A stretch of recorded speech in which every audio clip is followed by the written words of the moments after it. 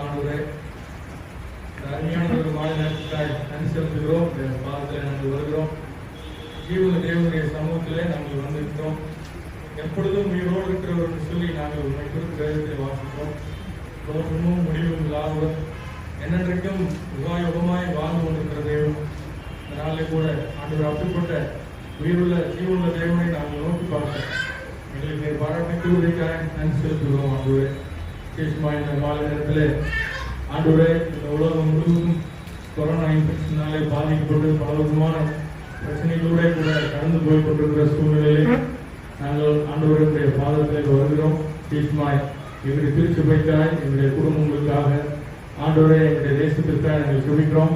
பெரிய அளவில் பாதிப்புகள் ஏற்படாமல் நீங்கள் பாதுகாத்துக் கொண்டாலும் ஆண்டவரை இப்படிப்பட்ட ஆண்டவர் இழப்புகள் அநேகம் எங்களுடைய ஆண்டவர் தேசத்திலே நடந்து கொண்டிருக்கிற சூழ்நிலைகள் எல்லாத்தையும் நீங்கள் நடந்துக்கிறீங்க. சீக்கிரமாய் இதிலிருந்து எங்களுடைய நாடும் இந்த உலகமும் வெளியே வர கர்த்தர் உதவி செய்யும். இந்த மாலை நேரத்திலே நாங்கள் கூடுகிறது கர்த்தர் எங்களுக்கு பிரயோஜனமாயிட்டு கர்த்தர் உதவி செய்யும். ஆண்டவரை கர்த்தர் ஜீவனின் பலனானவர் சொல்லி நாங்கள் வாசிக்கிறபடியே எங்களுடைய ஜீவனின் பலனாகிய தேவன் எங்களோடு கூட இருந்து அதிகமாய் பலப்படுத்தி வழிநடத்த வேண்டுமாய் உடைய பாதத்திலே நாங்கள் வருகிறோம். தொடர்ந்து கர்த்தருடைய பிரசனங்களை ஆண்டவரை நிலைத்துவங்கி வழிநடத்தணும்னு சொல்லி ஜெபிக்கிறோம். நாங்கள் பாடுகிற பாடல்கள், கேட்கிற வேத வசனங்கள், ஜெபித்து போகிற ஜெபக்குறிப்புகள் எல்லாவற்றிலையும் கர்த்தருடைய பிரசனங்களை தாங்கி வழிநடத்தும் எங்களுடைய சமூகத்திலே நாங்கள் கெஞ்சிருக்கிறோம். நீரை மகிமைப்படுங்க, ஆசிர்வதிங்க. சர்வத்துதியான மகிமை யாவற்றுமே நாங்கள் செலுத்துகிறோம். இயேசு கிறிஸ்துவின் நாமத்தினால் ஜெபிக்கிறோம். ஜீவனுள்ள நல்ல பிதாவே, ஆமென்.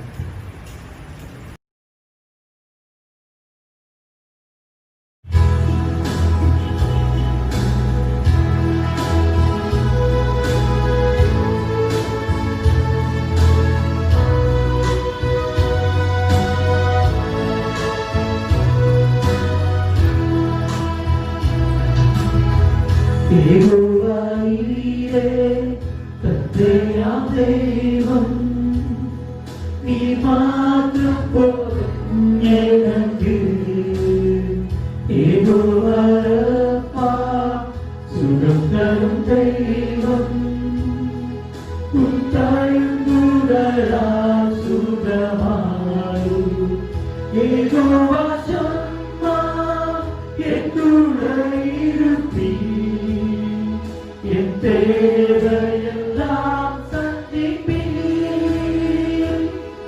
நீ மாற்றம் போதும், நீ மாற்றம் போதும், நீ மாற்றம் போதும் எனக்கு நீ மாற்றம் போதும், நீ மாற்றம் போதும், நீ மாற்றம் போதும் எனக்கு. எத்தனை செல்வாக்கு வேண்டுமானாலும் நமக்கு இருக்கலாம், எத்தனை பணபலம், எத்தனை மனித பலம், பலம் இருந்தாலும் அவர் நம்மோடு இருப்பது மாத்திரமே உண்மையான பலம், உண்மையான ஆசீர்வாதம். அவர் மாத்திரமே நிரந்தரமான தேவன். அவரை பார்த்து சொல்ல மாட்டவர், நீ மாத்திரம் போதும், நீ மாத்திரம் போதும் எனக்கு.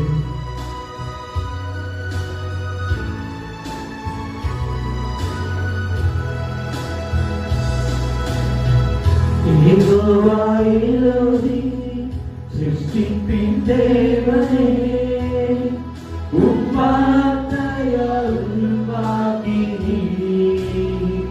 யெகோவா பரிசுத்த உன்னதரீரே உம்மை போல் வேறு தேவனில்லை. யெகோவா ஷாரோன் உம் சமாதானம் தந்தி ஏகுலத்திலே நீ மாற்றம் போதும், நீ மாற்றம் போதும், நீ மாற்றம் போதும் எனக்கு. நீ மாற்றம் போதும், நீ மாற்றம் போதும், நீ மாற்றம் போதும் எனக்கு. இயேசுவே நீரே என் ஆத்மநேசர், என்னிலே என்னையே மீட்க உம்மையே தந்தி உம் அன்பிற்கு இணையில்லையே என் வாழ்நாள் முழுதும் உமக்காக வாழ்வேன் நீரே என்றென்றும் போதும் நீர் மாத்திரம் போதும் நீர் மாத்திரம் போதும் நீர் மாத்திரம் போதும் எனக்கு நீர் மாத்திரம் போதும் நீர் மாத்திரம் போதும் நீர் மாத்திரம் போதும் எனக்கு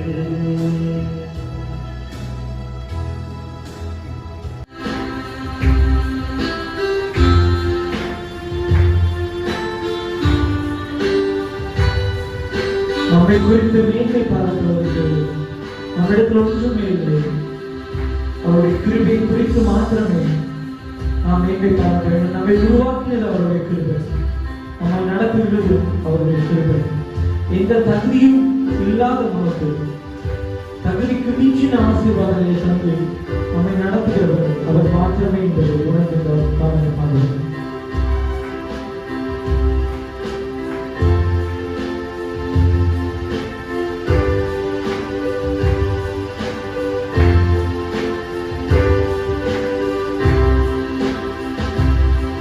என்னை அழைத்தவரே என்னை தொட்டவரே நீரில்லாமல் நான் இல்லை. என்னை அழைத்தவரே என்னை தொட்டவரே நீரில்லாமல் நான் இல்லை. நான் பார்த்தது உங்கள் கிருபை, நான் பறந்ததும் உங்கள் கிருபை, என்னை உயர்த்தி வைத்தீரே உன் கிருபையே. நான் பார்த்தது உங்கள் கிருபை, நான் பறந்ததும் உங்கள் கிருபை, என்னை உயர்த்தி வைத்தீரே உன் கிருபையே. கரங்களை வைத்தீரே உன் கிருபை, கிருபை உங்கள் கிருபை மாத்திரம் போதும். கிருபை போதும், கிருபை நான் ஒன்றுமே நான் ஒன்றுமில்லையே. உங்கள் கிருபை வேண்டுமே, உங்கள் கிருபை போதுமே. உங்கள் கிருபை இல்லாமல் நான் ஒன்றுமில்லையே. இயேசுவே. எத்தனை பேருடைய வாழ்க்கையில் நாம் இதை உணர்ந்திருக்கிறோம் என்று தெரியவில்லை. நாம் ஒரு காலகட்டத்தில் தனிமையாய் ஒன்றுமில்லாமல் சோர்ந்து போய் அழுது கொண்டிருக்கும் பொழுது நம்மை தேற்றுவதற்கு உறவினர்களோ நம்முடைய நண்பர்களோ யாரும் இல்லாத பொழுது நமக்கு சமாதானத்தை கொண்டு நமக்கு பலத்தை கொண்டு நம்மை தேற்றுகிற ஒரே ஒரு தேவன் அவர் மாத்திரம். அவருடைய அன்பு மாத்திரமே நிலையானது. கடலின் ஆழத்திலும் அதிகமான அளவு அவருடைய அன்பு. அவருடைய துணை மாத்திரமே நிரந்தரமானது என்ற உணர்வு இந்த நேரத்தில் நன்றி செலுத்தும் விதமாக பாடுவோம். நான் தனிமையில் நிறைய சூழ்நிலைகளில் அழுகும் போது என்னை தாங்கினது, என் கண்ணீரை துடைத்தது எல்லாம் ஒரு கிருபைதான் இயேசுவா என்று அவரை பார்த்து சொல்லுவோம்.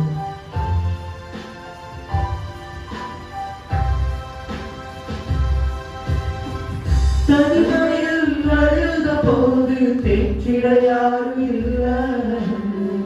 தள்ளாடி நடந்த போது தாங்கிட யாரும் இல்லை. தனிமையில் அழுத போது தேற்றிட யாரும் இல்லை. தள்ளாடி நடந்த போது தாங்கிட யாரும் இல்லை. கதறி அழுத நேரத்தில் என் கண்ணீர் துடைத்த உங்கள் கிருபை, உங்கள் கிருபை இல்லை நானும் இல்லை. அனைவரும் சேர்ந்து சொல்லுவோம். கிருபை உங்கள் கிருபை இல்லை. உங்கள் கிருபை வேண்டுமே, உங்கள் கிருபை வேண்டுமே, உங்கள் கிருபை போதுமே. உங்கள் கிருபை இல்லாமல் நான் ஒன்றுமில்லை. உங்கள் கிருபை வேண்டுமே, உங்கள் கிருபை போதுமே. உங்கள் கிருபை இல்லாமல் நான் ஒன்றுமில்லை.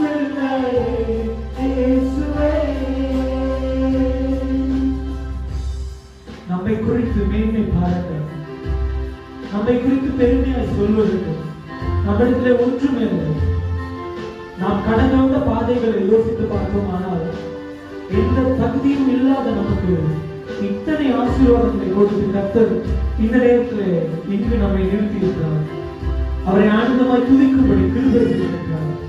அவரை பார்த்து சொல்லுவோம், ஆண்டவரே, நான் என்று சொல்ல எனக்கு ஒன்றும் இல்லை, திறமைன்னு சொல்ல என்னுடைய எதுவுமே இல்லை, ஆனா எந்த தகுதியும் இல்லாத என்னை உயர்த்தினீங்களே, உங்க கிருபை இல்லைன்னா நான் ஒண்ணுமே இல்லை சுவாமி.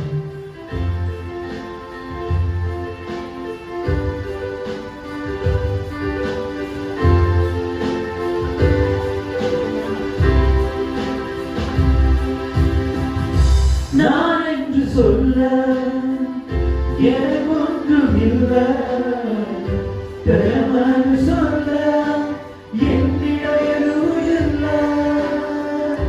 நான் என்று சொல்ல எனக்கு ஒன்றும் இல்லை, திறமைன்னு சொல்ல என்னிடம் எதுவும் இல்லை.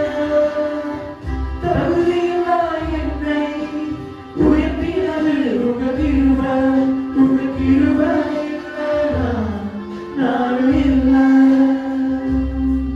உங்க கிருபை இல்லைனா நானும் இல்லை. கண்ணை உயர்த்தி உங்க கிருபை வேண்டும், உங்க கிருபை மாற்றம் போதும், உங்க கிருபை அவர் சொல்லியிருக்கிறார். என் கிருபை எனக்கு பலவீனத்தை தான் தூரமாய் வந்தேன். உங்க கிருபை வேண்டுமே, உங்க கிருபை போதுமே, உங்க கிருபை இல்லாமல் நான் ஒன்றும் இல்லை. இயேசுவே, என்னை அழைத்தவரே, என்னை தொட்டவரே, நீர் இல்லாமல் நான் இல்லை. என்னை அழைத்தவரே, என்னை தொட்டவரே, நீர் இல்லாமல் நான் இல்லை. நான் பார்த்தது உங்க கிருபை, நான் பார்த்ததும் உங்க கிருபை, என்னை உயர்த்தி வைத்தீரே உங்க கிருபை. நான் பார்த்தது உங்க கிருபை, நான் பார்த்ததும் உங்க கிருபை, என்னை உயர்த்தி வைத்தீரே உங்க கிருபை. உங்க கிருபை வேண்டுமே, உங்க கிருபை போதுமே, உங்க கிருபை இல்லாமல் நான் ஒன்றும் இல்லை. உங்க கிருபை வேண்டுமே, உங்க கிருபை போதுமே, உங்க கிருபை இல்லாமல் நான் ஒன்றும் இல்லை. இயேசுவே. சங்கீதம் 103. தாவீதின் சங்கீதம். என் ஆத்துமாவே கர்த்தரை ஸ்தோத்திரி, என் முழு உள்ளமே அவருடைய பரிசுத்த நாமத்தை ஸ்தோத்திரி. என் ஆத்துமாவே கர்த்தரை ஸ்தோத்திரி, அவர் செய்த சகல உபகாரங்களையும் மறவாதே. அவர் உன் அக்கிரமங்களையெல்லாம் மன்னித்து உன் நோய்களையெல்லாம் குணமாக்கி உன் பிராணனை அழிவுக்கு விலக்கி மீட்டு உன்னை கிருபையினாலும் இரக்கங்களினாலும் முடிசூட்டி நன்மையினால் உன் வாயை திருப்தியாக்குகிறார். கழுகுக்கு சமானமாய் உன் வயது திரும்ப வால வயது போலாகிறது. ஒடுக்கப்படுகிற யாவருக்கும் கர்த்தர் நீதியையும் நியாயத்தையும் செய்கிறார். அவர் தமது வழிகளை மோசேக்கும் தமது கிரியைகளை இஸ்ரவேல் புத்திரருக்கும் தெரிய பண்ணினார். கர்த்தர் உருக்கமும் இரக்கமும் நீடிய சாந்தமும் மிகுந்த கிருபையும் உள்ளவர். அவர் எப்பொழுதும் கடிந்து கொள்ளார், என்றைக்கும் கோபம் கொண்டிரார். அவர் நம்முடைய பாவங்களுக்கு தக்கதாக நமக்கு செய்யாமலும் நம்முடைய அக்கிரமங்களுக்கு தக்கதாக நமக்கு சரி கட்டாமலும் இருக்கிறார். பூமிக்கு வானம் எவ்வளவு உயரமாயிருக்கிறதோ அவருக்கு பயப்படுகிறவர்கள் மேல் அவருடைய கிருபையும் அவ்வளவு பெரிதாயிருக்கிறது. மேற்குக்கும் கிழக்குக்கும் எவ்வளவு தூரமோ அவ்வளவு தூரமாய் அவர் நம்முடைய பாவங்களை நம்மை விட்டு விலக்கினார். தகப்பன் தன் பிள்ளைகளுக்கு இறங்குகிறது போல கர்த்தர் தமக்கு பயந்தவர்களுக்கு இறங்குகிறார். நம்முடைய உருவம் இன்னதென்று அவர் அறிவார். நாம் மண்ணென்று நினைவு கூறுகிறார். மனுஷனுடைய நாட்கள் புல்லுக்கு ஒப்பாயிருக்கிறது. வெளியின் புஷ்பத்தைப் போல் போக்கிறான். காற்று அதன் மேல் வீசினவுடனே அது இல்லாமற் போயிற்று. அது இருந்த இடமும் இனி அதை அறியாது.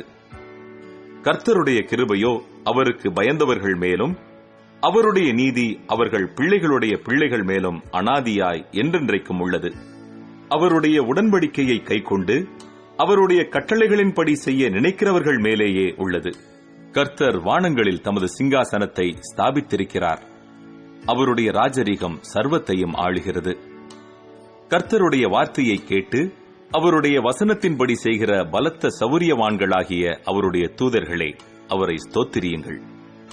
கர்த்தருக்கு பிரியமானதை செய்து அவர் பணிவிடைக்காரராயிருக்கிற அவருடைய சர்வ சேனைகளே, அவரை ஸ்தோத்திரியுங்கள்.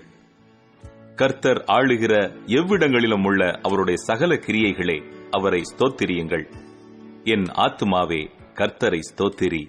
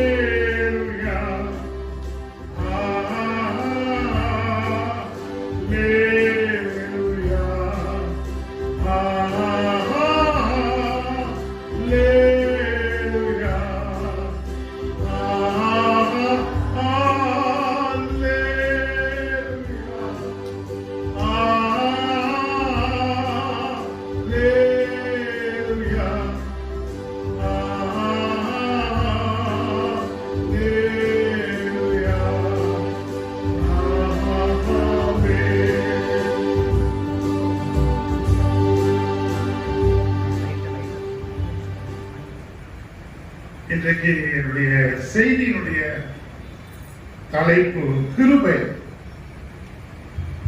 கடந்த புதன்கிழமை அன்று மிக அற்புதமான ஒரு வேத பாட நிகழ்ச்சியை நாங்கள் நடத்தினோம். நிறைய பேர் நிறைய கேள்விகளை கேட்டு அநேக தெளிவுகளோடு கூட வீட்டுக்கு கடந்து போனார்கள் என்று சொல்லி நினைத்து நான் ஆண்டவரை ஸ்தோத்திரிக்கிறேன். கிருபை என்ற வார்த்தை எல்லாருக்கும் தெரியும். எல்லாரும் அதை அதிகமாய் பயன்படுத்துகிறோம். ஆண்டவரே உடைய கிருபை எங்களுக்கு வேண்டும் என்று சொல்லி அநேக முறை நாம் ஜெபித்திருக்கிறோம். பிரியமானவர்களே, இந்த கிருபை என்ற வார்த்தையினுடைய உண்மையான அர்த்தம் என்ன என்று சொல்லி நாம் பார்ப்போம். ஆனால் சிலுவையின் அடிப்படையில் தேவன் மனிதனுக்கு சுதந்திரமாய் எல்லாவற்றையும் செய்வது கிருபையாய் இருக்கிறது. நல்லா யோசித்து பாருங்க. பழைய ஏற்பாட்டின் காலத்திலே கிருபையின் நாட்கள் இல்லை. பழைய ஏற்பாட்டிலே மனிதன் வாழ்ந்த நாட்களிலே கர்த்தர் மனிதனை தன்னுடைய சித்தத்தின்படி செய்ய தாம் தெரிந்து கொள்ளப்பட்ட மக்களை வைத்துக் கொண்டு அந்த தாசர்கள் மூலமாய் அவரை தொழுது கொள்ளுகிற மக்கள் எப்படி நடந்து கொள்ள வேண்டும் என்ற எச்சரிப்பு தொடர்ந்து கொடுக்கப்பட்டுக் கொண்டே இருந்தது. மோசேயின் காலத்திலே நாம் பார்க்கிற போது தேவன் இந்த மனு உலகத்துக்கு தேவையான வாழ்கின்ற முறைகளை நியாய பிரமாணமாக கொடுக்கிறார். ஒருவேளை ஆலயத்திலே நாம் வாசிக்கிறோம் 10 கட்டளைகள் என்று. அது மாத்திரம் நியாய பிரமாணம் அல்ல. அதை தொடர்ந்து வாசிப்பீர்களானால் குடும்ப வாழ்க்கை, அவன் வளர்த்துகின்ற ஆடு மாடுகளை எப்படி அவன் வைத்துக் கொள்ள வேண்டும், சமுதாயத்திலே எப்படி நடந்து கொள்ள வேண்டும், அவன் செய்கிற ஒவ்வொரு செயல்களுக்கும் உரிய தண்டனை என்ன, நீதியாக எப்படி நடந்து கொள்கிறது என்பதை ஆண்டவராகிய தேவன் திட்டமும் தெளிவுமாய் தம்முடைய மக்களுக்கு போதித்தார். ஆனால் அப்படி அவர்கள் கீழ்ப்படியாத பட்சத்திலே அதற்குரிய தண்டனையை அப்பொழுதே அவர்கள் அனுபவித்தார்கள். அதான் கண்ணுக்கு கண் பல்லுக்கு பல் என்று சொல்லி நாம் வாசிக்கிறோம். இந்த கிருபை எங்கே ஆண்டவர் மனுக்குலத்துக்கு கொடுத்தார் என்று சொன்னால், மனுக்குலத்தின் பாவத்திற்காக ஆண்டவராகிய இயேசு கிறிஸ்து இந்த உலகத்திற்கு அனுப்பப்பட்டு அவருடைய மனுக்குலத்தின் பாவத்தில் இருந்து விடுதலை கொடுக்கும்படியாக சிலுவையின் அடிப்படையிலே மனுக்குலத்தை ரட்சிக்க ஆரம்பித்தார். மனிதனுடைய பாவத்திற்குரிய பிராயச்சித்தத்தை தன்னுடைய ரத்தத்தை சிந்துவதன் மூலமாய், தன்னை பலியாக செலுத்துவதன் மூலமாய் ரட்சிப்பு மனுக்குலத்திற்கு உண்டானது. அப்போ ஆண்டவராகிய இயேசு கிறிஸ்து தன்னுடைய வாழ்க்கையிலே மனுஷன் சுதந்திரமாய் ஆண்டவருடைய அன்பையும் அவருடைய ஆசீர்வாதங்களையும் அனுபவிக்கும்படியாக ஆண்டவர் கிருபை செய்ய ஆரம்பித்தார். கிருபை என்ற வார்த்தை அதனுடைய அர்த்தம் என்னவென்று சொன்னால், கிருபை என்பது தகுதியற்ற நபருக்கு தேவனிடமிருந்து கிடைக்கும் தயையாய் இருக்கிறது. நீங்களும் நானும் பாவம் செய்து தேவ மகிமையை இழந்து போயிருக்கிறோம். அவருடைய சன்னிதானத்திலே நிற்க தகுதியற்றவர்களாய் நாம் போயிருக்கிறோம். இந்த உலகம் பாவத்தினாலே மடிந்து போனது. யாரெல்லாம் இயேசு கிறிஸ்து என்னுடைய பாவத்திற்காக சிலுவையிலே மரித்தார், அவருடைய ரத்தம் எனக்காக சிந்தப்பட்டது என்று விசுவாசித்து அவரை ஏற்றுக்கொள்கிற அத்தனை பேரும் கிருபையின் அடைக்கலத்திற்குள்ளாக நாம் வந்திருக்கிறோம். பிரியமானவர்களே, கிருபை தேவனுடைய பண்பை சார்ந்ததாயிருக்கிறது. கிருபை என்ற வார்த்தை இரக்கம், தயவு என்று சொல்லலாம். அப்போ தேவனுடைய பண்பு என்ன? அவர் கிருபையாய் நம்மேலே வைக்கிற அன்பு, தயவு, இரக்கம், இவைகளினாலே நாம் வாழ்ந்து கொண்டிருக்கிறோம். இவைகள் இல்லையானால் நாம் வாழ்ந்து கொள்ள முடியாது. ஒருவேளை நம்முடைய பாவங்களுக்கு தக்கதாக நாம் தண்டிக்கப்பட்டோமானால் நாம் ஒருவர் கூட இந்த உலகத்திலே வாழ்ந்து கொண்டிருக்க முடியாது. நம்முடைய அநீதிகளினாலே நாம் வாழ்ந்து கொண்டிருப்போமானால், கர்த்தருடைய இரக்கமும் தயவும் இல்லையானால் நாம் மரித்து போயிருப்போம். அதனாலே அழகாய் சொல்லப்பட்டிருக்கிறது வேதத்திலே, அவருடைய கிருபையினாலே நாம் நிர்மூலமாகாமல் இருக்கிறோம், நாம் அழிந்து போகாமல் இருக்கிறோம் என்பதுதான் நாம் இந்த நாளிலே அறிந்து கொள்ள வேண்டிய விஷயமாயிருக்கிறது. பிரியமானவர்களே, தேவன் யார் மற்றும் அவர் எப்படிப்பட்டவர் என்பதை சார்ந்து இருக்கிறது. நீங்கள் நானும் தேவனை புரிந்திருக்கிறோமா? யோசனை பண்ணி பாருங்க. என் வாழ்க்கையிலேயும் உங்களுடைய வாழ்க்கையிலேயும் தேவனை அறிந்து புரிந்திருக்கிற நம்முடைய வாழ்க்கையிலே நாம் பார்ப்போமானால், அவர் தயவாய் அநேக காரியங்களிலே நமக்கு இறங்கி இருக்கிறார், நமக்கு தயவு செய்திருக்கிறார். அவர் தன்னுடைய குணாதிசயங்களிலே உண்மையாயிருந்திருக்கிறார். அவருடைய குணாதிசயத்திலே நாம் பார்க்கிற போது உண்மையை பார்த்திருக்கிறோம். மனிதனுக்கு செய்யும் தயையாய் இருக்கிற கிருபையை நமக்கு கொடுத்து கொண்டே இருக்கிறார். ஐயா, விசுவாசி நியாயப்பிரமாணத்தின்படி நடப்பதற்கும், நியாயப்பிரமாணத்தின்படி நடப்பதற்கும் கிருபைக்கும் உள்ள வித்தியாசத்தை நீங்களும் நானும் உணர்ந்து கொள்ள வேண்டும். ஒரு சட்டத்தை வைத்துக் கொண்டு அந்த சட்டத்தின்படி வாழ முற்பட்ட புதிய ஏற்பாட்டின் காலத்தில் இருக்கிற வேத பாடல்கள், பரிசேயர்கள், சதுசேயர்கள், பிரதான ஆசாரியர்கள், வேதத்தை அறிந்த அறிஞர்கள் இயேசுவோடு கூட தர்க்கம் செய்கிறதை நாம் பார்க்கிறோம். பிரியமானவர்களே, ஆண்டவர் அவர்களை பார்த்து என்ன சொன்னார்? நீங்கள் நியாயப்பிரமாணத்தின் கொள்கைகளை நீங்கள் அறிந்து கொண்டு நியாயப்பிரமாணம் எதற்காக உருவாக்கப்பட்டது என்பதை புரிந்து கொள்ளாமல் நியாயப்பிரமாணத்தின் சட்டத்தை வைத்துக் கொண்டு மனிதனை அடிமையாக்கி மனிதனுடைய காரியங்களை அபகரித்து நீங்கள் தேவனுக்கு புறம்பான அன்பில்லாத வாழ்க்கையை வாழ்ந்து கொண்டிருக்கிறீர்கள். அதனால்தான் இயேசு கிறிஸ்து என்ன சொன்னார்? மோசேயின் ஆசனத்திலே உட்கார்ந்து அவர்கள் போதிக்கிறார்கள், அவர்கள் போதிக்கிறபடி செய்யுங்கள், ஆனால் அவர்கள் செய்கிறபடி நீங்கள் செய்யாதீர்கள். தசமபாகத்தை குறித்து அவர்கள் பேசுகிற போது சிறிய சிறிய சின்ன மற்றெல்லாம் கொழுந்திலிருந்து கூட தசமபாகத்தை செலுத்தும்படி வற்புறுத்தின அவர்கள் மனிதனுடைய தேவையை குறித்து அக்கறை இல்லாமல் இருந்தார்கள் என்பதை நாம் மறந்து போகவே கூடாது. நியாயப்பிரமாணத்தின்படி தண்டிக்க விபச்சாரியான ஒரு ஸ்திரியை யூதர்கள் துரத்தி கொண்டு அவளை கொலை செய்யும்படி, கல்லெறிந்து கொலை செய்யும்படி இயேசுவினிடத்திலே கொண்டு வந்து அவளை சேர்க்கிறார். இயேசு என்ன சொல்கிறார் என்று பார்க்கும்படி விரும்புகிறார். அப்ப என்ன கேட்கிறாங்க? நான் உங்களுக்கு என்ன செய்ய வேண்டும் என்று ஆண்டவர் கேட்கிற போது, நியாய பிரமாணத்தின்படி இப்படி தவறு செய்த இவளை கல்லெறிந்து கொள்ள வேண்டுமே என்று சொன்ன போது ஆண்டவர் ஒரு வார்த்தையும் சொல்லாமல் கீழே தரையிலே உங்களில் யார் ஒருவன் பாவம் செய்யாதிருப்பான், முதலாவது அவன் கல்லை எடுத்து இந்த ஸ்திரியின் மேலே போட கடவன் என்று சொன்ன போது எல்லாரும் இந்த இடத்தை விட்டு கடந்து ஆண்டவர் அந்த பெண்ணுக்கு கிருபை பாராட்டினார், தயை பாராட்டினார். அவளை பார்த்து சொன்ன வார்த்தை என்ன?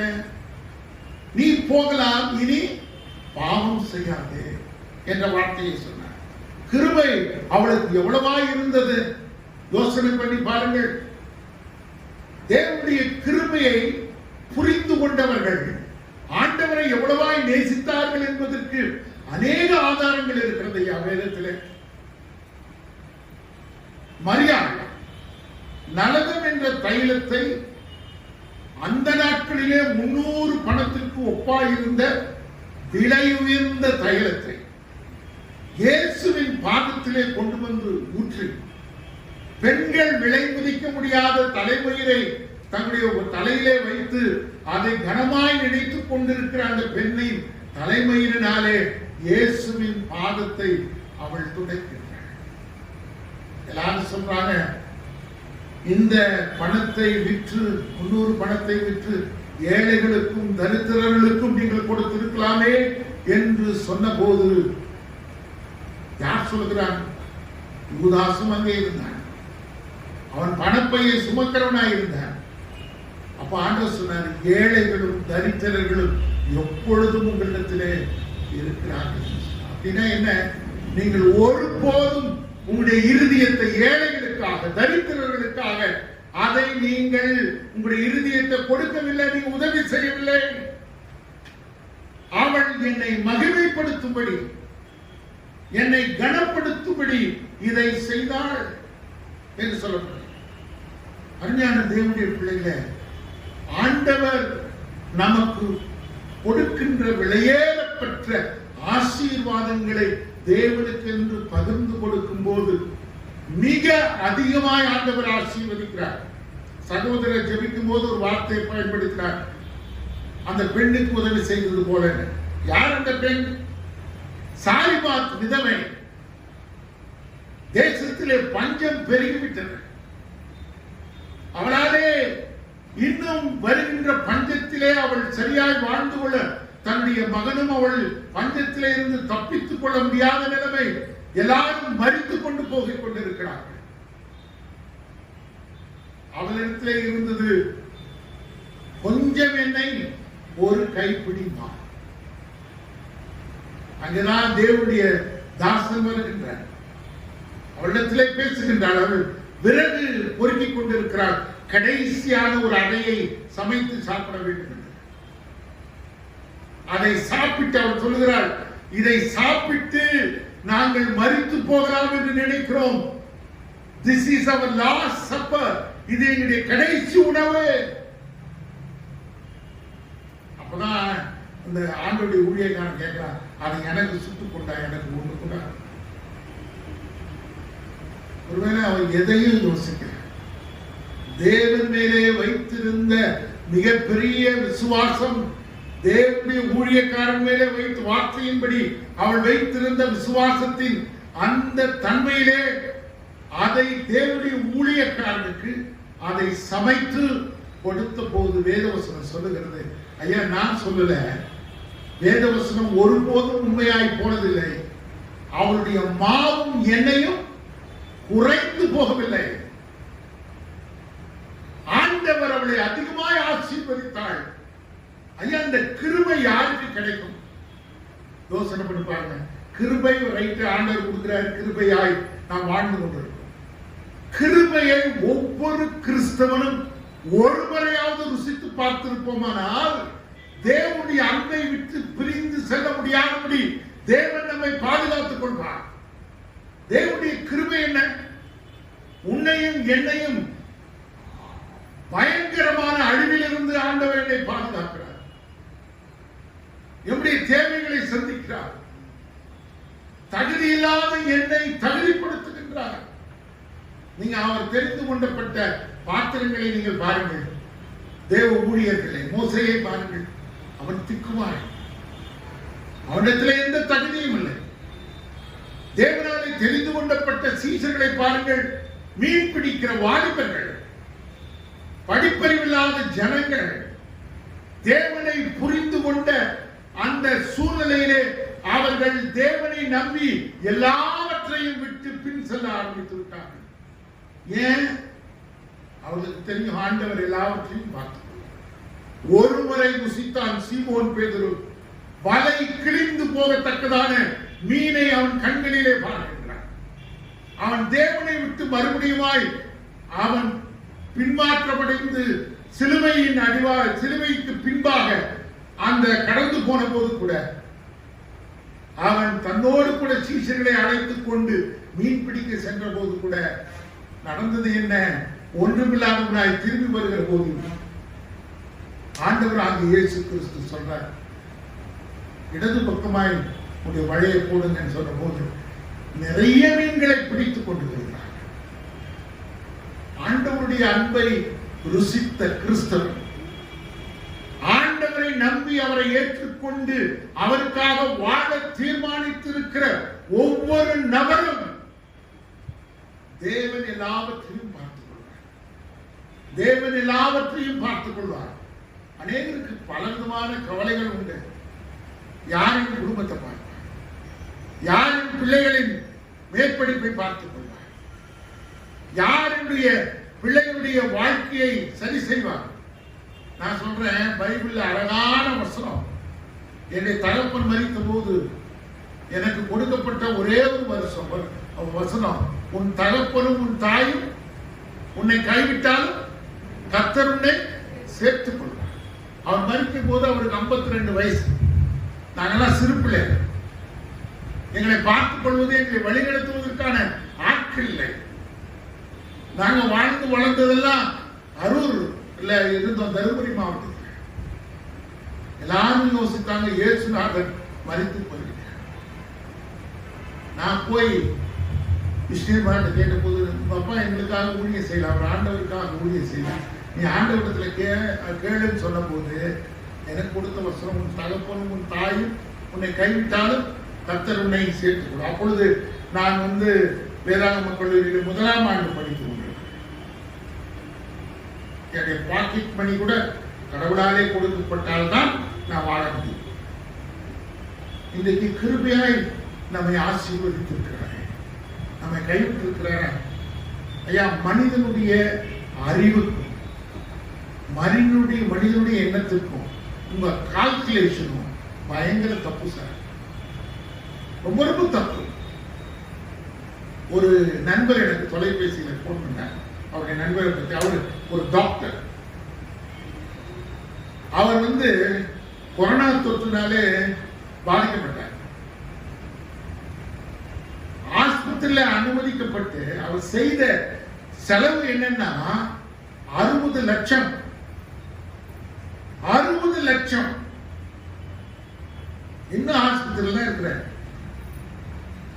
ஒரு இன்ஜெக்ஷன் 40,000 ரூபாய், 60,000 ரூபாய், 70,000 ரூபாய் அப்படின்றான். இன்னும் விடுதலையாகி வெளியே வர முடியவில்லை. இன்னும் எத்தனை ரூபாய் செலவு செய்ய வேண்டும்? பெரிய மருத்துவமனையை தேடி போயிருக்கிறார் தன் உயிரை காப்பாற்ற. அருமையான தேவனுடைய பிள்ளைகளை, கர்த்தர் நமக்கு கொடுத்த சுகம், கர்த்தர் நமக்கு கொடுத்த பலன், கர்த்தர் நமக்கு கொடுத்த ஆசீர்வாதங்களை கிருபையாய் நீங்களும் நானும் அனுபவித்திருக்கிறோம்.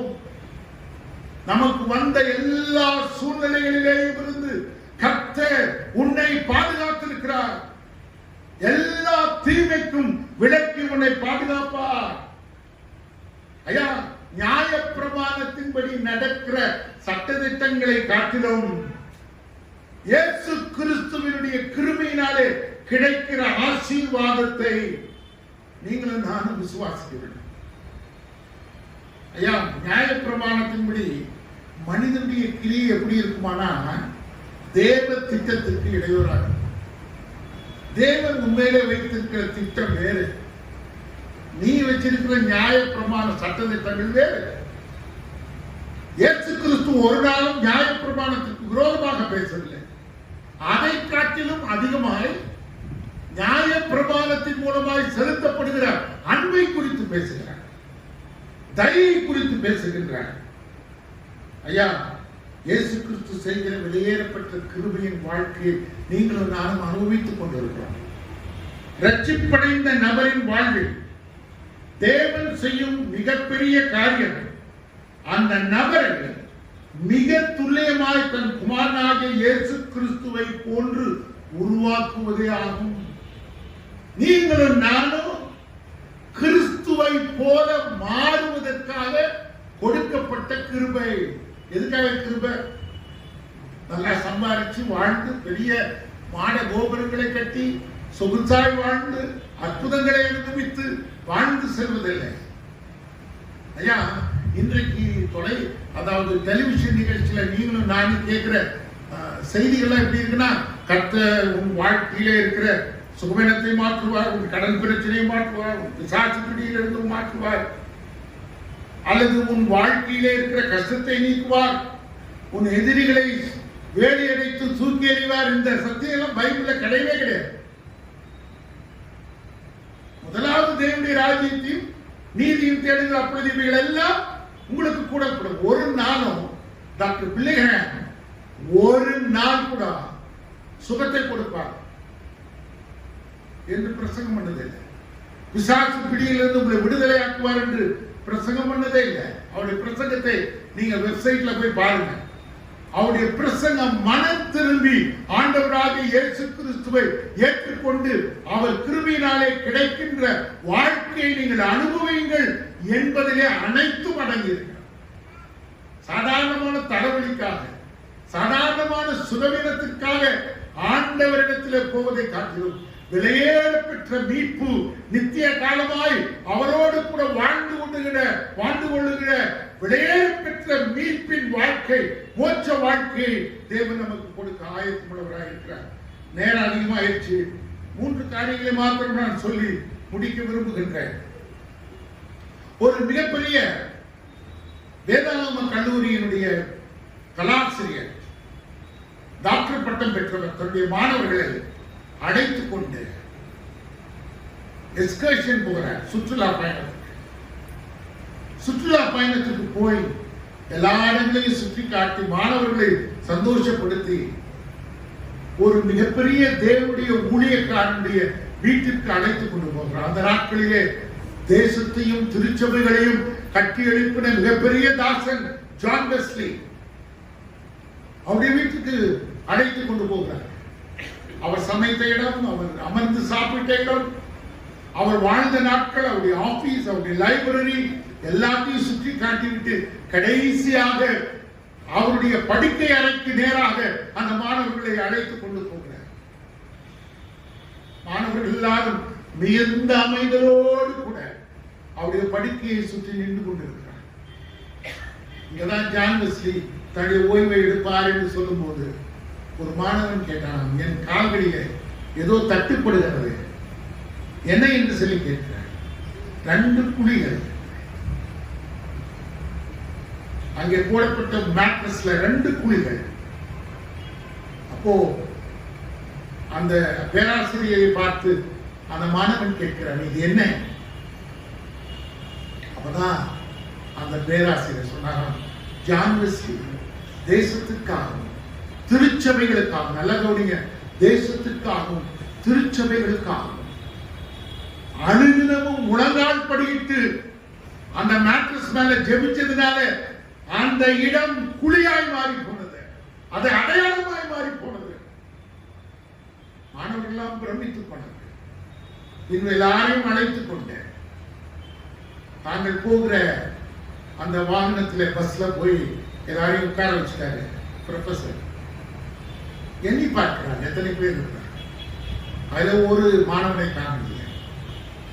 தேடிக்கொண்டு அதே வீட்டுக்கு வருகிறார். பல இடங்களிலே சுற்றி பார்க்கிறார். அந்த குழியாய் இருந்த இடத்துல ஒரு வாலிபன் முழங்கால் படியிட்டு என்னையும் அப்படியாக மாற்றும், எனக்கும் அப்படி உதவி செய்யும், என்னையும் அப்படியாக மாற்றும் என்று அந்த வாலிபன் ஜெபிக்கிறதை அவர் பார்த்து கொண்டிருக்கிறார். உடனே அவன் பக்கமாய் போய் நின்று அவனுடைய முதுகிலே தட்டி, my dear brother, this is the time that we have to go back. மறுபடியும் நாம் திரும்பி செல்ல வேண்டிய நேரம் வந்து விட்டது. Come on, let us go. வா போலாம் என்று சொல்லி கூப்பிட்ட போது அந்த வாலிபன் எழுந்து வந்தான். அவன் யார் தெரியுமா? டாக்டர் பில்லி கிரஹாம். ஒரு செய்தியில 20 லட்சம் பேர், லட்சக்கணக்கான மக்கள் இயேசுவை ஏற்றுக்கொண்ட அந்த பெரிய சரித்திரத்தை நாம் கண்களாலே பார்த்தோம். அமெரிக்க தேசத்திலே டாக்டர் பில்லி கிரஹாமுடைய மரணத்தை அடக்கம் செய்த சரித்திரத்தை நீங்க பார்ப்பீங்களா? ஒரு சில வருஷத்துக்கு முன்பா தேசமே எழும்பி நின்றது. பெரிய பெரிய ஜனாதிபதிகள், உலகத்தின் அதிகாரிகள் எல்லாரும் அவருடைய அடக்கத்துக்கு வந்திருந்தார்கள். டாக்டர் பில்லி கிரஹாம் மூலமாக தான் ஊழியத்திலே ரட்சிக்கப்பட்டவர் ஜான் பில்ரைட். பில்ரைட் என்று சொல்லக்கூடிய கேம்பஸ் கிறிஸ்டியனுடைய ஊழியக்காரர். ஜார்ஜ் வர்வர் என்று சொல்லக்கூடிய மிகப்பெரிய ஊழியக்காரர் 52 நாடுகளிலே ஆபரேஷன் மொபிலைசேஷன் என்ற ஸ்தாபனத்தை நிர்வகித்து நடத்தி கொண்டிருக்கிறார். அவர் ஊழியத்தினாலே ரட்சிக்கப்பட்டார் டாக்டர் பில்லி கிரஹாம். சொல்லிக்கொண்டே போகிறார். வயமா பெரிய பெரிய உலகத்தை கலக்குகின்ற ஸ்தாபனங்கள் உருவானதற்கு காரணம் டாக்டர் பில்லி கிரஹாம். அருமையான தேவனுடைய பிள்ளைகளே, தேவனுடைய கிருபை உனக்கும் எனக்கும் கிடைக்குமா? உன்னை அசாதாரணமாக தேவன் உன்னை மாற்ற முடியும். 3 காரியங்களை சொல்லி முடிக்கிறேன். ஒன்று, அவருடைய கிருபையினாலே நாம் ஒரு அந்தஸ்தை பெற்றிருக்கிறோம். என்ன அந்தஸ்து? ரட்சிப்பில் ஒவ்வொரு விசுவாசியும் கிறிஸ்துவுடனே கூட இணைக்கப்படுகிறான். ரட்சிப்பினாலே நிறைய வசனங்கள் இருக்கு, நான் எடுத்து படிக்க முடியாது. ஆனால் நான் வசனங்களை சொல்லுகிறேன். எபிரேயர் 1ஆம் அதிகாரம் 2ஆவது வசனம் வீட்டில் போய் படிங்க. ஒருவேளை நீங்க ஸ்கிரீன்ல பார்க்கலாம், சாம் அந்த ஸ்கிரீன்ல கொண்டு வரலாம். எபிரேயர் 1ஆம் அதிகாரம் 2ஆவது வசனம் 3ஆவது வசனம். ஒவ்வொரு விசுவாசியும் கிறிஸ்துவுடனே கூட இணைக்கப்படுகிறான். இயேசு கிறிஸ்து பிதாவின் வலது பார்சத்தில் அமர்ந்தபடியால் அவர் எல்லா தேவ தூதர்களை காட்டிலும் தனது மனுஷிக அந்தஸ்தில் உயர்ந்தவராய் விளங்குகிறார். யாரு? ஆண்டவராகிய இயேசு கிறிஸ்து. நமக்காக மனுஷனானா தேவ தூதர்களை காட்டிலும் உயர்ந்த ஸ்தானத்திலே வைத்து அவரை ஆண்டவர் தன்னுடைய வலது பார்சத்திலே உட்கார்கின்ற மிகப்பெரிய கிருபையை கொடுத்திருக்கிறார். அப்படியானால் நாம் ரட்சிக்கப்படும் போது, நல்ல கவனிங்க, நாம் ரட்சிக்கப்படும் போது கிறிஸ்துவுடனே அவருடைய இணைப்பில் பிரவேசித்தார், அவரோடு இணைந்து கொண்டோமானால் நாம் நமது அந்தஸ்தில் தேவ தூதர்களை காட்டிலும் உயர்ந்தவர்களாக இருக்கிறோம். ஹல்லேலூயா! நீங்களும் நானும் தேவ தூதர்களை காட்டிலும் உயர்ந்தவர்களாய் மாற்றப்படுகிறோம். பிரியமானவர்களே, நமது அந்தஸ்து ரீதியாக நீங்களும் நானும் கிறிஸ்துவுடனே வலது பார்சத்தில் உட்கார்கின்ற தயவை பெற்றிருக்கிறோம். எவ்வளவு பெரிய கிருபை பார்த்தீங்களா? இரண்டாவது காரணம், ஒன்று அந்தஸ்து நமக்கு கிடைத்துவிட்டது. நீங்களும் நானும் யாருடைய பிள்ளைகள்? பிதாவாகிய தேவனுடைய பிள்ளைகள். அவருடைய வலது பார்சத்தில் வீற்றிருக்கிற தகுதி இல்லாத நம்மை தகுதிப்படுத்தியிருக்கிறார். இரண்டாவது காரியம், அனுபவ ரீதியாக பரிசுத்தமாக்கப்படுதல். நீங்களும் நானும் அவருடைய கிருபையினாலே அனுபவித்த ஆசீர்வாதத்தின் பரிசுத்தத்தை நாம் அனுபவிக்கின்ற போது we become saints, நாம் பரிசுத்தமாக்கப்படுகிறோம். இது பூமியிலே வாழும் காலத்தில், நல்ல கவனிங்க, பரிசுத்த ஆவியானவர் கிறிஸ்துவ வாழ்க்கையிலே ஏற்படுத்தும் சுத்திகரிப்பாகும். அப்படின்னா என்ன? கர்த்தர் நம்மை அனுதினமும் சுத்திகரித்துக் கொண்டிருக்கிறார். பைபிள் ஸ்டடியில் நான் சொன்னேன், நேத்து முந்தா நேத்து எனக்கு பாவம்னு தெரியாத இருந்த காரியத்தை இன்றைக்கு நான் வேதத்தை வாசிப்பதனாலே, கர்த்தர் எனக்கு உணர்த்துவதனாலே இன்றைக்கு எனக்கு பாவமாக தெரிகிறது. நான் மனம் திரும்பி, எப்பொழுது ஒரு மனிதன் பரிசுத்த வாழ்க்கையின் பரிசுத்தமாகுதலின் அனுபவத்திற்கு கடந்து போய் கொண்டிருக்கிறானோ, அவன் அனுபவ ரீதியாக தேவனோடு கூட இணைந்து கொள்கிறான். அப்போ ஒவ்வொரு கிறிஸ்தவ வாழ்க்கையிலேயும் சுத்திகரிப்பு தேவைப்படுகிறது. Every day that we have to cleanse ourselves with the purifying blood of the Lord Jesus Christ. இயேசு கிறிஸ்துவின் இரத்தத்தினாலே கழுவப்பட்ட அனுபவத்திற்குள்ளாக நாம் போகிறோம். இக்காலத்தில் தேவனின் பண்புகளை நம்மில் ஏற்படுத்தவர்களாக இருக்கிறோம். தேவனுடைய பண்பு என்ன சார்? தேவனுடைய பண்பு என்ன? 1 கொரிந்தியர் 3ஆம் அதிகாரம் 12ஆம் வசனத்திலிருந்து 15ஆம் வசனம் வரைக்கும் பார்ப்போமானால், பொன், வெள்ளி, விலையுயர்ந்த கற்கள் இவைகளைப் போல உருவாக்கப்படுகின்றோம். யாராவது நகை வாங்க போனா எந்த கடையில சுத்தமான தங்கம் கிடைக்கும்? கேட்டுத்தானே போறோம். வெள்ளி எந்த கடையில சுத்தமா கிடைக்கும்? கேட்டுத்தானே போகிறோம். கற்கள், விலையேறப்பெற்ற விலையுயர்ந்த கற்கள் எங்கே கிடைக்கும்? டைமண்ட்ஸ் எங்க கிடைக்கும்? அங்கதானே கேட்டு போனோம்.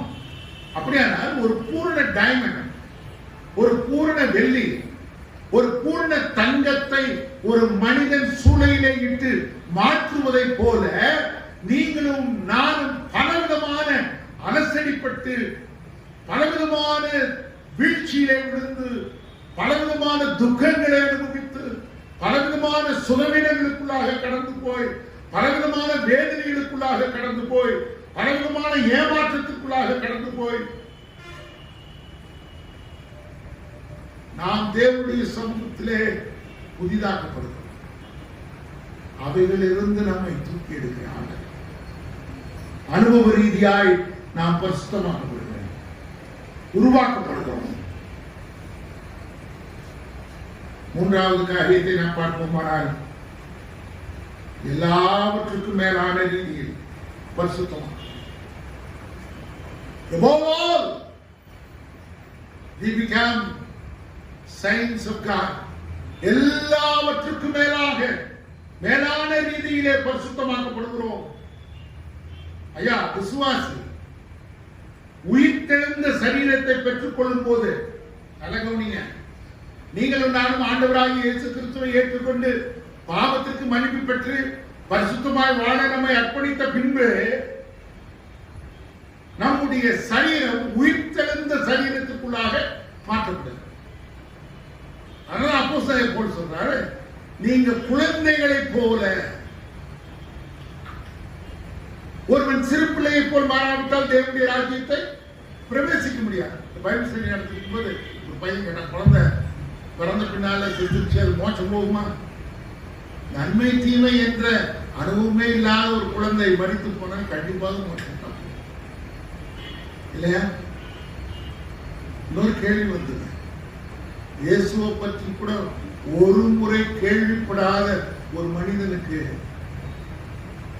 அவன் பாவத்திலே விழுந்து மரிப்பானால் தேவனுடைய சமூகத்தில் போய் சேருவதற்கான வாய்ப்பு கிடைக்கும். அருமையான தேவனுடைய பிள்ளைகளை, தேவன் மனிதனை படைக்கின்ற போது அவனுக்குள்ளாக தேவனை தேடுகிற ஒரு உணர்வுள்ளவன் உண்டோ என்று பார்ப்பதற்கான ஒரு உள்ளான உணர்வை கொடுத்தது. நீங்க நானும் ஒரு உணர்வோடு ஒரு ஆவிக்குரிய ரீதியோடு ஒன்றை தேடி போவோம். அதுல நமக்கு திருப்தி இல்லைன்னா we have to go for another one. அந்த கோயிலுக்கு போனோம், இந்த கோயிலுக்கு போனோம், அந்த கோயிலுக்கு போனோம், இந்த கோயிலுக்கு போனோம், அந்த சாமி தான் இந்த சந்திக்கும், இந்த சாமி தான் இந்த சந்திக்கும், அதுதான் இது இவ்வளவு பவர்ஃபுல் ஆண்டு கடவுள் அப்படின்னு சொல்லி யோசிக்கிறோம். அருமையான தேவனுடைய பிள்ளைகளே, ஆண்டவராகிய இயேசு கிறிஸ்து எல்லாவற்றுக்கும் மேலானவர். நாம் அவரை தேடுகிற உள்ளத்தை பெற்றிருக்கிறோம். தெரியுமா? ஒரு பெரிய நாஸ்திகவாதியை பார்த்து ஒரு கிறிஸ்தவ பக்தர் சொன்னார், ஏன் நீ கடவுள் இல்லை கடவுள் இல்லைன்னு சொல்லிட்டே இருக்கிற? அவன் போய் கடவுளை தேட்டோம், இருந்தா பிடிச்சுக்கிட்டோம், இல்லைன்னா விட்டுட்டோம், நீ ஏன் அதை போய் சொல்லிட்டே இருக்கிற? ஆனால் நாங்கள் ஜீவனுள்ள தேவனாகிய கர்த்தரை விசுவாசித்திருக்கிறோம். கர்த்தர் எங்களை மாற்றி இருக்கிறார். என்னுடைய பழைய வாழ்க்கைகள் எல்லாம் ஒழிந்து போயின, எல்லாம் புதிதாகிவிட்டது. இன்றைக்கு நீங்களும் நானும் தேவனை ஆராதித்துக் கொண்டிருக்கிற ஆண்டவரை நாம் நம்பினதனாலே நம்முடைய வாழ்க்கை மாற்றப்பட்டிருக்கிறது.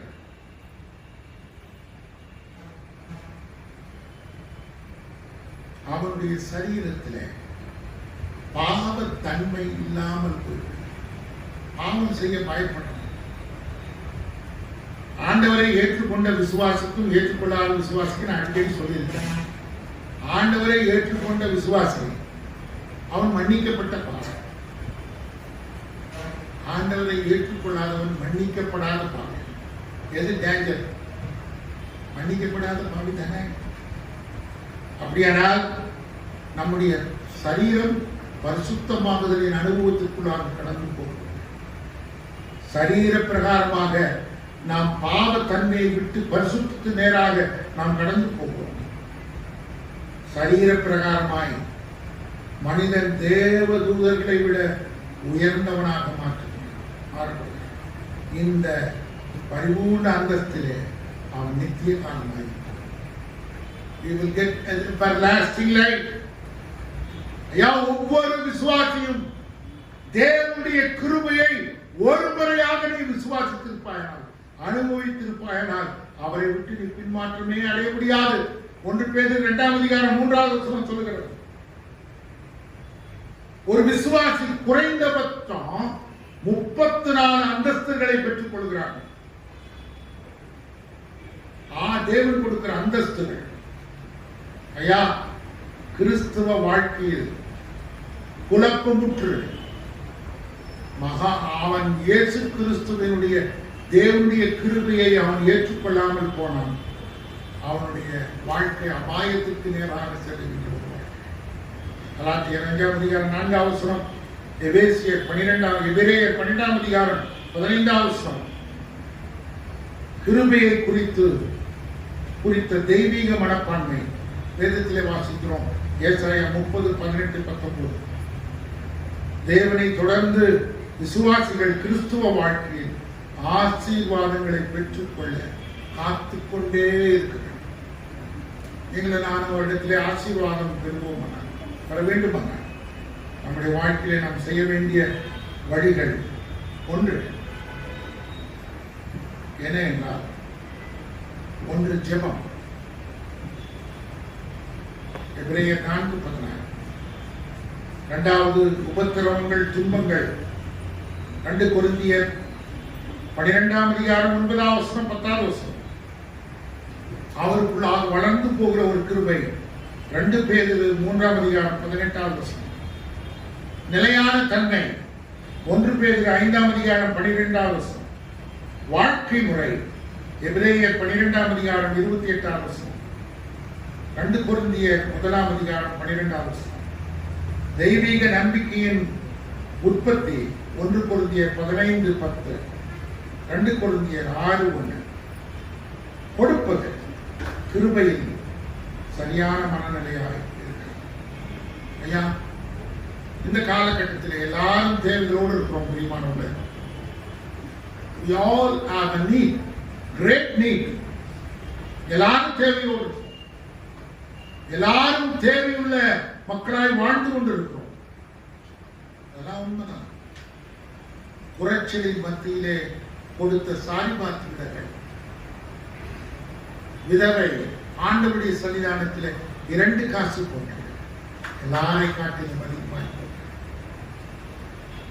வேதத்தில் அநேக ஆதாரங்கள் தேவனுடைய சமூகத்திலே கொடுத்தவர்கள் கிருபைக்குள்ளாக நடந்து.